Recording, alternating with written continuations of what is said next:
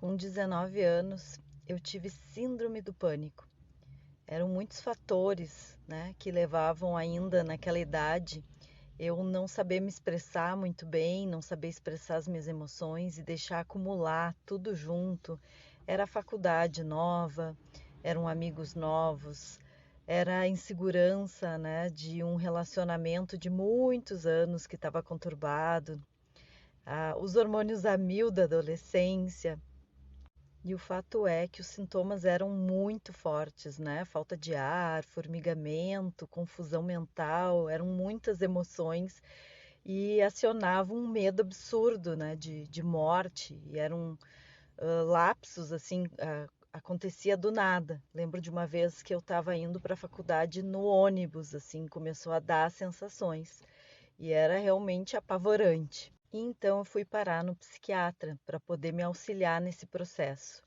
O fato é que naquela época o direcionamento único era eu poder falar um pouco sobre o que eu estava sentindo e, em seguida, tomar um medicamento para auxiliar nesse processo da síndrome do pânico, para que os ataques diminuíssem. Mas então eu entrei num conflito ainda mais intenso, porque o que tinha feito me apaixonar pela biologia era justamente a maravilha que é o nosso ser, o nosso corpo humano, né? E o quanto ele tem o potencial da homeostase, de trazer, né, o equilíbrio dinâmico, a partir também do desequilíbrio. Por isso ele é dinâmico, né? Então eu comecei a questionar o médico e perguntar para ele como que ele sabia, qual era a causa, né? Como é que ele sabia que eu precisava daquele medicamento e qual era a causa de tudo aquilo? Então eu lembro de ele ficar um pouco desconcertado e dizer, olha, simplesmente, né, tu tem uma baixa de substâncias no teu cérebro, né, da serotonina, da noradrenalina. E daí eu continuei assim questionando e dizendo, tá, mas se baixou essa substância no meu corpo, o meu próprio corpo não tem o potencial de voltar a produzir essa substância? E daí a resposta foi que era difícil, que era complicado, que poderia acontecer. E daí ali eu silenciosamente, né, parei de tomar o remédio e fui buscar muitos outros recursos. Comecei a fazer hidroginástica. Minha mãe também me levou na época num centro universalista onde fazia cromoterapia. Eu comecei a tomar florais.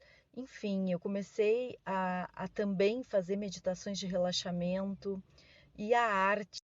Então, a arte para mim foi muito curadora. Eu comecei a fazer, né, trabalhos manuais. Inclusive, ajudei até a pagar minha faculdade fazendo bijuteria. Então, conforme eu ia criando e usando meu potencial criativo, eu ia conseguindo elaborar melhor tudo aquilo que eu estava passando e sentindo. Então, percebe como tudo é multifatorial e hoje mais do que nunca o entendimento, né, de que nós temos que atender as nossas dimensões do nosso corpo físico, mental, emocional e espiritual. Então, esse olhar vai te ajudar, seja nos teus processos emocionais, a poder lidar melhor e se autoconhecer melhor também.